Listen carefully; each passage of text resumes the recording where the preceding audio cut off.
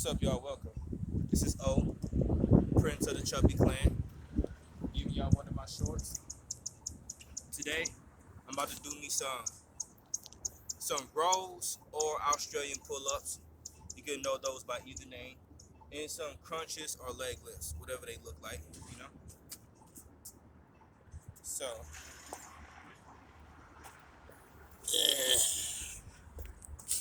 just so y'all can see everything y'all need to see. So what we're gonna aim for? We're gonna do 16. We're gonna do sets of 16. I want to do 4 sets of 16, and then 4 sets of 8 on the crunches or whatever else, you know. That's what I ideally want to do. Is 4 sets of 16 and 4 sets of 8 on the crunches. I think I'll probably squeeze 2 in for y'all.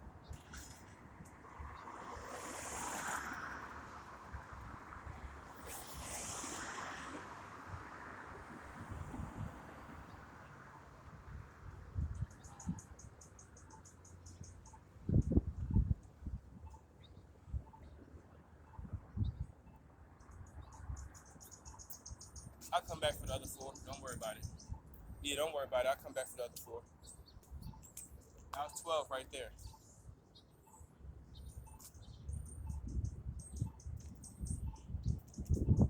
I haven't done these in months now. Think about it.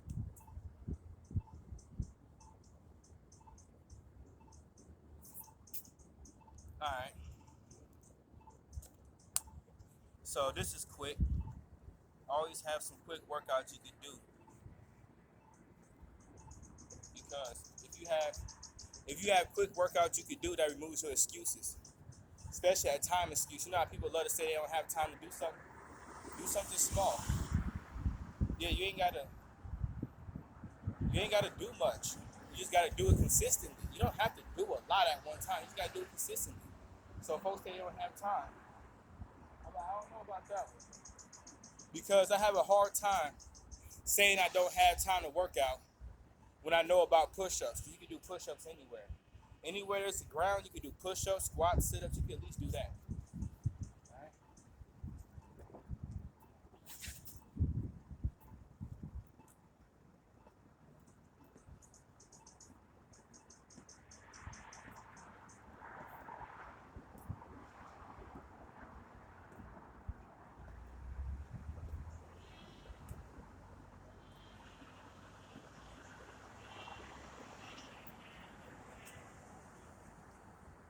And a brother stretch too. So let's do that.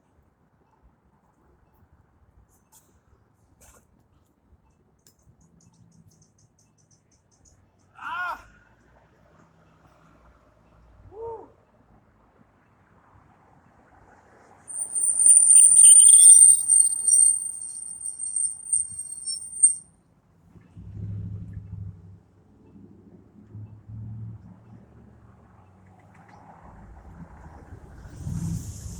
You know how you try to crack something and it don't crack?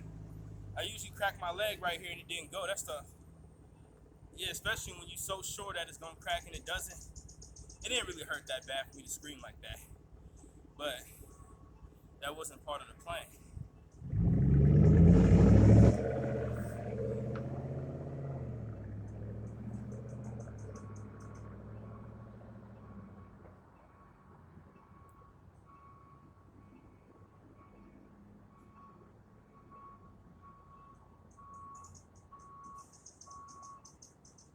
Alright. So now that I did one set, I can talk a little bit.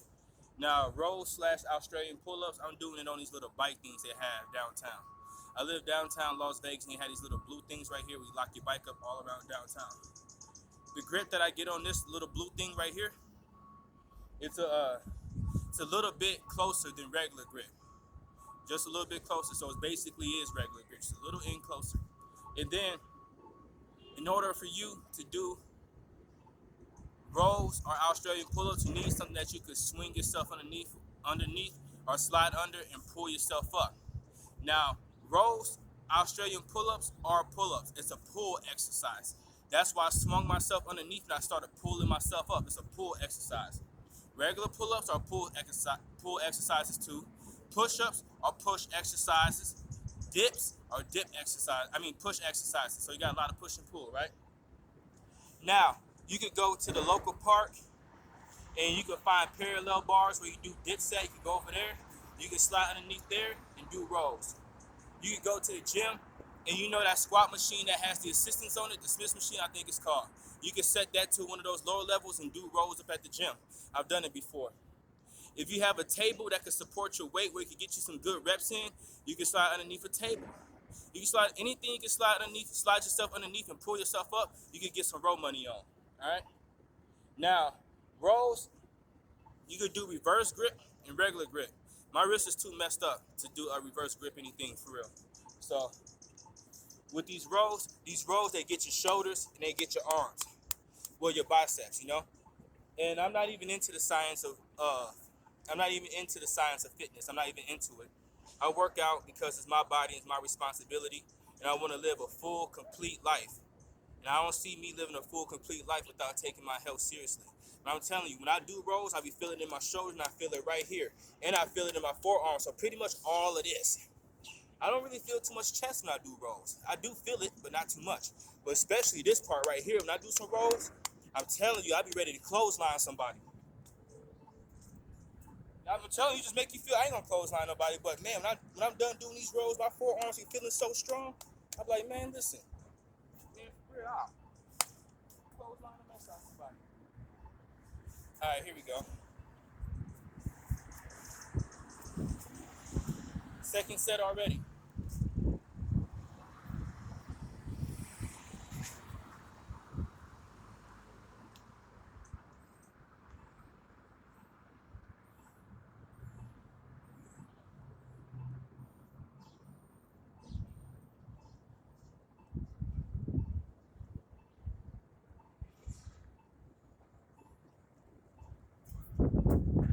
Yeah, I I had went back and watched my videos. If you go back and watch my weight loss journey videos, I had dropped one in February where I was 250 something. I'm 224 right now. So even though I don't weigh as much as I used to, these workouts I'm doing, I didn't want to go down, so I broke them down. So when I was 210 and less, I was doing 4 sets of 16, knocking these joints out. I'm not lying to you. Now that I'm heavier, and it's been a few months since I've done rows, I would break them down. So what I've been doing is I'll do 12 now, come back for the other 4. If I gotta do 10 and come back for the other 6, I'll do that. If I gotta do 8 and come back for the other 8, I would do that. If I gotta break these mugs down in sets of 2s, if I gotta do 2 reps, get up, I'm getting my money. That's the thing about it. It's all good to knock out your workouts in succession. Makes you feel more strong, complete. Yeah. But at the same time, as long as you get your reps, you get your reps.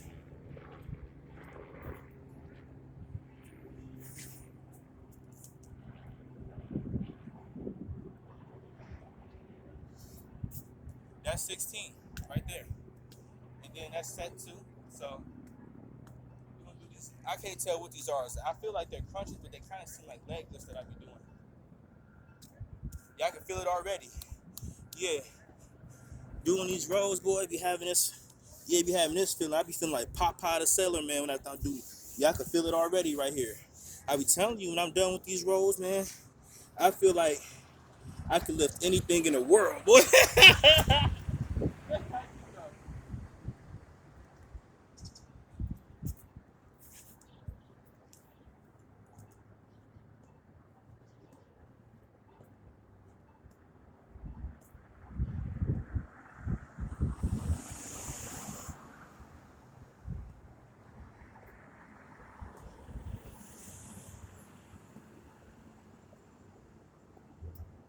I need to work out more. I really do have a good time when I work out. Yeah, I really do. I be enjoying myself a whole lot when I work out. Even when I don't shoot videos, I be having a lot of fun.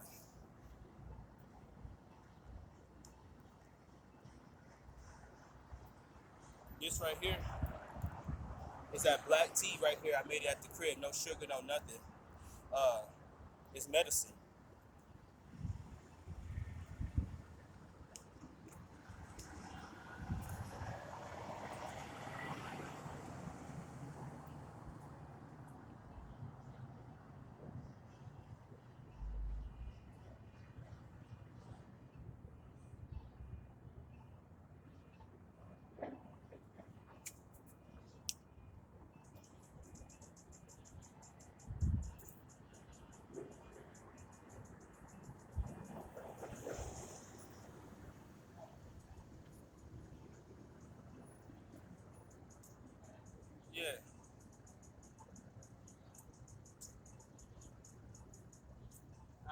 check this out, yo.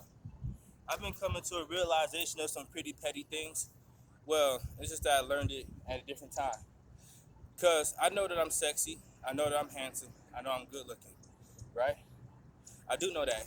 But what I've been finding out for like the last few months is exactly how much being good looking actually plays a role in my life. And I'm grateful for it.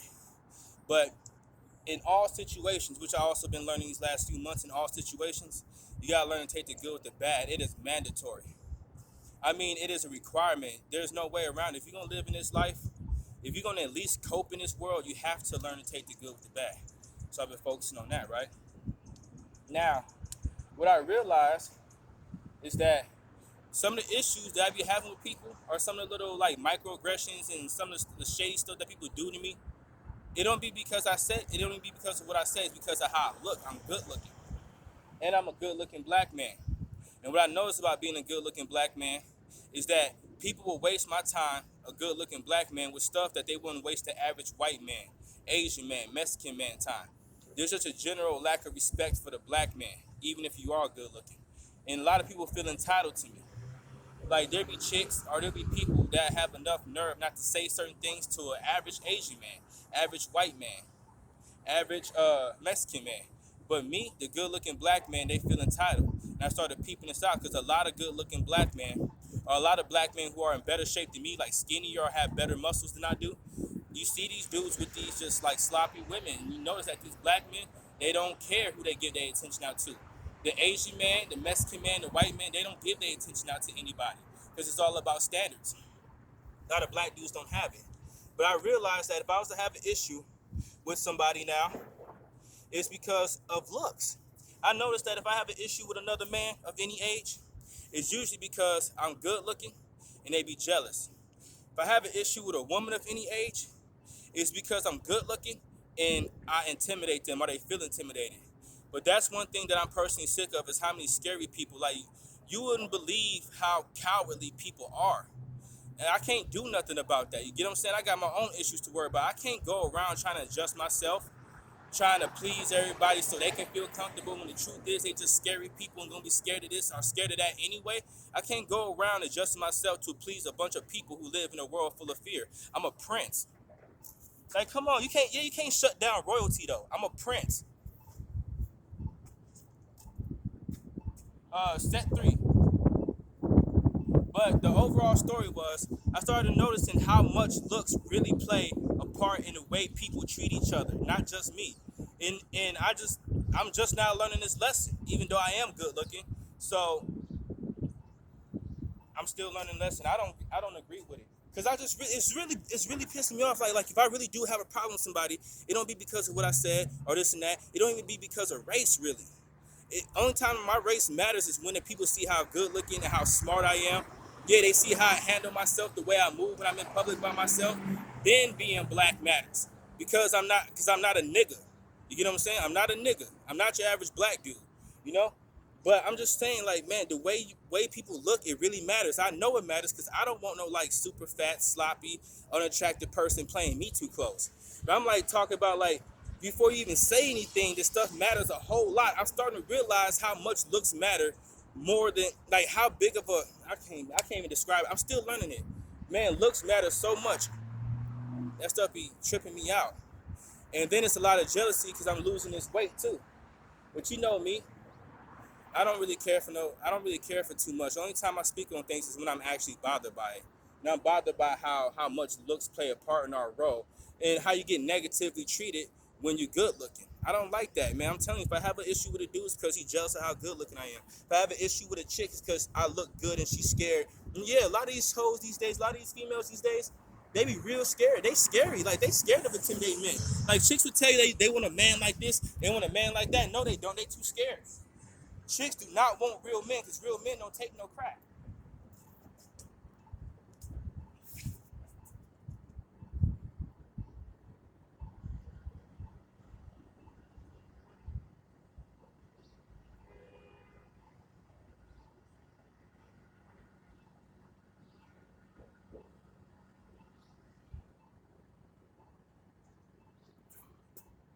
That's 12. I'll come back for the other four like I've been doing.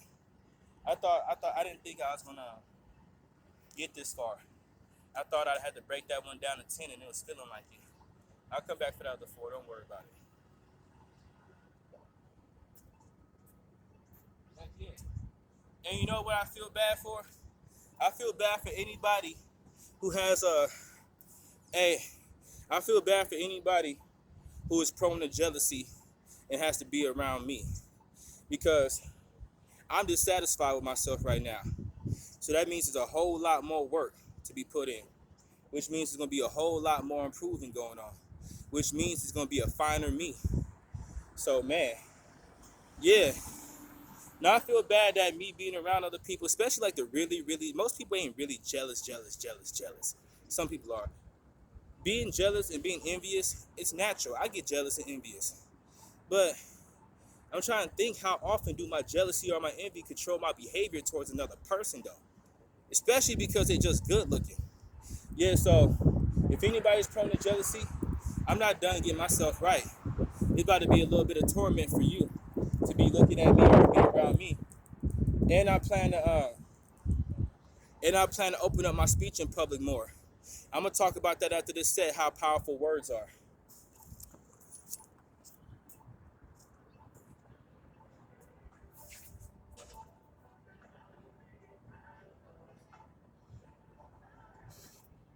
That's 16.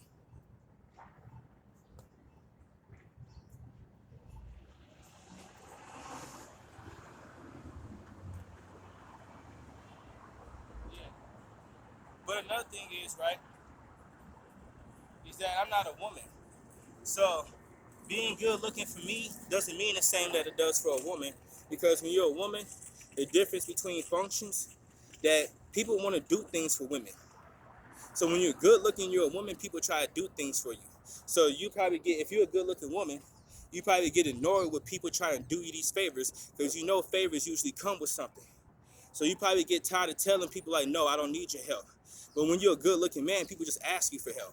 That's the difference. People don't offer or try to give me things. And anytime somebody try to give me or offer me something that's highly inconvenient, I mean, it's highly inconvenient to the point that I don't want or need it, and it didn't even cross my mind. Yeah, you know how people trying to, hey, you want this, or trying to get you to say, like, I don't even need that, don't want it. I wasn't thinking nothing about that before you brought it up. So being good looking, it comes with its perks.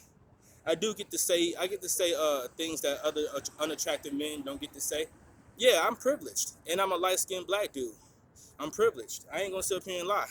Uh, but before I had to learn to take the good with the bad, I wasn't looking at the benefits of being good looking. I was only looking at the negatives. And then I started to be okay with that. And then I started to notice, like this last month or two, how people are treated just based off of how you look. Yeah, that stuff be crazy.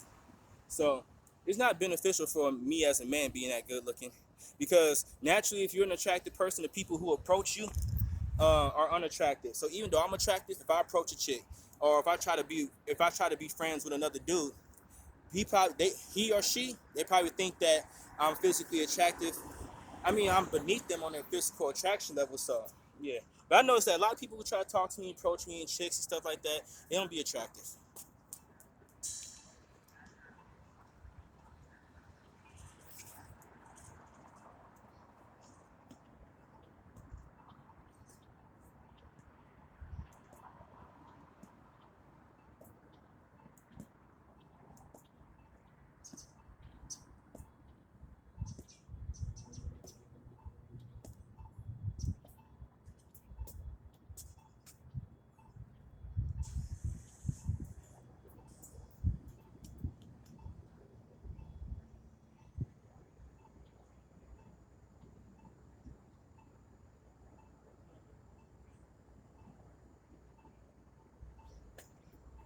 Yeah, I'm feeling this, my friend.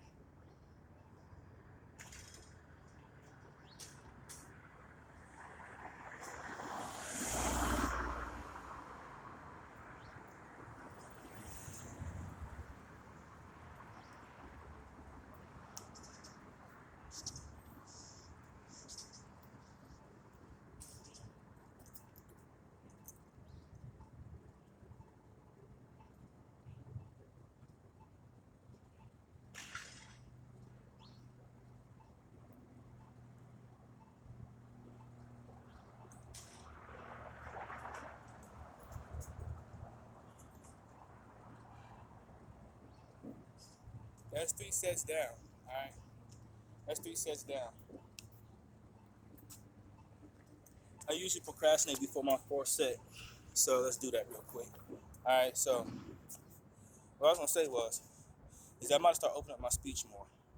I mean, start talking to people more. It's not gonna be that beneficial for me because I didn't think it was in the beginning. Now it's right, but everything in my life is always personal because I try to live according to my soul. And living according to your soul, that automatically makes things personal when you live according to your soul. All right. So I'm gonna keep speaking and try to open up my speech to people to try to teach people because I know I got useful things to say. But more than anything else is to defend myself. Because I found out a long time ago, I just didn't care, and I started caring again. That if somebody says to do something to you or around you, if you don't speak on it, a lot of people will assume that you agree with them because you didn't say nothing against it. So that's the main reason I got to start opening up my speech more to let people know. And throughout my life, I always had this thing where people like to get loud and cuss and scream and act like they want to fight me. And then majority of the time, the person act like they want to fight me, I would seriously beat the dog stuff out of. I mean, like, it'd be like some old dude, like, yeah, like, nearly twice my age, like, dog, you need to chill. You need to fight somebody your own age. Or be some female talking fight words like chick, I would literally, like, yeah, I would really mess you up. Or be some youngster or some youngster, like, dude, you like 100 and something, I would throw you down the street. Yeah, little 150 pounds. You know how these little skinny dudes they act like they want to fight. Like, dude, I would throw you down the street. Like, I would pick you up and, like, we'll start fighting over here. I'll throw no punches. Like, we end up 2 blocks that way, just me tossing you everywhere. You too little. Or it'd be somebody my age that might seem like it'd be a good fight, but we usually chill out. But I noticed that all this stuff always happens after I get to talking to people for real. I don't mean disrespecting people. I'm talking about the way I'm talking now. Like, when you look somebody in their face and you just be honest with them, a lot of people can't handle that. You know. But I realized that a lot of people are just afraid of the truth. So when I start speaking to people, they realize that I don't have any intention to lie for real. So they start yelling over me, so they don't have to hear the truth. So they could yell. You notice how when people start getting angry and start doing all this yelling, they tend to lie a lot. They say whatever. I don't do that. I talk to people for real. Yeah.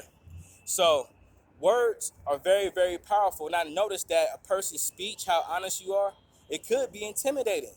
I don't cross that many people as honest as me, so I don't know about that intimidation. But I noticed that when I start talking to people, and when people come at me sideways and I start explaining to them the situation, they either get super quiet or they start yelling. Very few people converse back with me. You get what I'm saying? Either they get super quiet or they start this yelling and start trying to act like they want to fight and stuff. But I noticed that it's been a trend throughout my whole life. And the majority of my life, I made a conscious effort to be an honest person. And then that truth with intelligence, truth and intelligence, a lot of people don't carry both of those at the same time. I do. So I noticed how when people say offensive, like, oh, that was offensive, like, no, you just intimidated because you lack logic and you lack truth. So when you get in front of a person who doesn't lack logic or doesn't lack a lot, or if you get in front of a person who doesn't lack a lot of truth, and they get to talking that real stuff to you, you don't know what to do. The truth is like a double-edged sword piercing all the way through the soul. So I noticed those two things. Like people, and then some of the people, you know how some people have bad days so you don't trip? But you could tell, like, sometimes when a person just don't care what they say or do. Yeah, so they find themselves in these situations with people because they don't care what they say and do. I noticed that some of these people, they'll come at me sideways, and then when I finally get involved in a situation, I start speaking to them on an intellectual level, start speaking to them like this, because the first thing I do when I get mad is try to calm down. That's the very first thing I do. Most people don't have real self-control. Most people don't have personal self-control. That's why we have rules and social norms to keep people in line. Yeah, so whatever you want to say about society being fake, if it wasn't for that, a lot of people wouldn't know what to do or what to say at all. Like, people don't know who they are.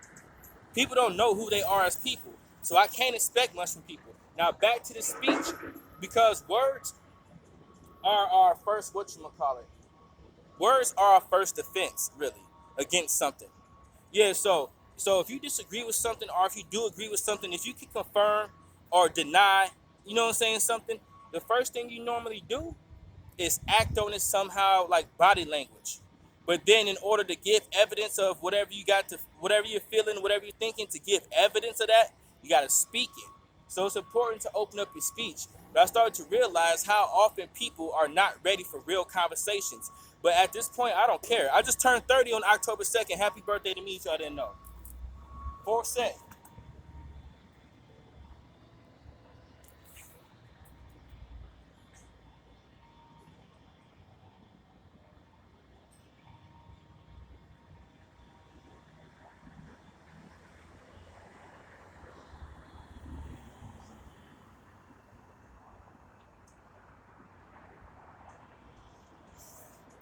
I'm doing a lot better than I thought I would, for real.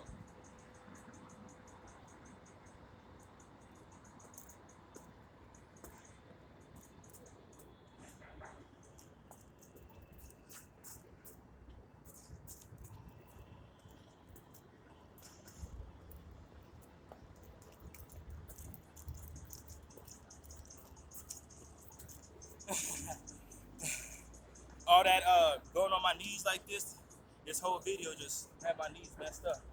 That was 12 of them. Here go the other 4.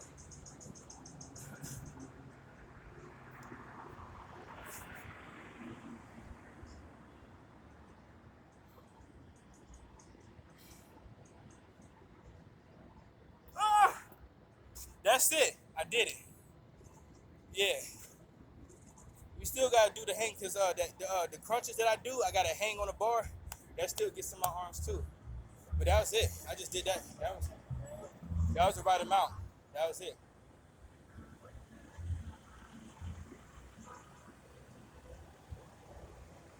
But to be real, I really did. I've been kind of saving my energy these last 3 days because I could have done this workout within the last 2 days, anytime, right? But I decided to save my energy a little bit and not do too much work, and I just hit a couple of sets or something, you know. So I can come out here and knock this out because I need to work out every single day for my mentality, right? So I don't be trying to push my body that much because I know that if I do full workouts, like this is a small workout, but after these crunches, we're done. That's the full workout. The second part of the workout is cardio. I'm about to go for this 1.5 mile jog after this video. Man, that right there is about to have me so done. I can tell you right now, I haven't done no regular jogging in a minute. I played some basketball, done a few sprints. I haven't done no jogging. That's about to wear me out.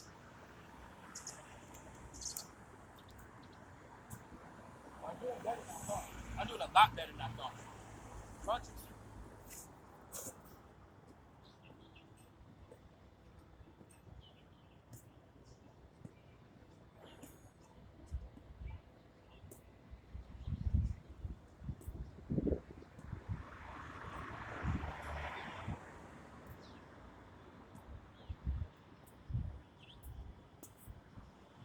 And then my stretching.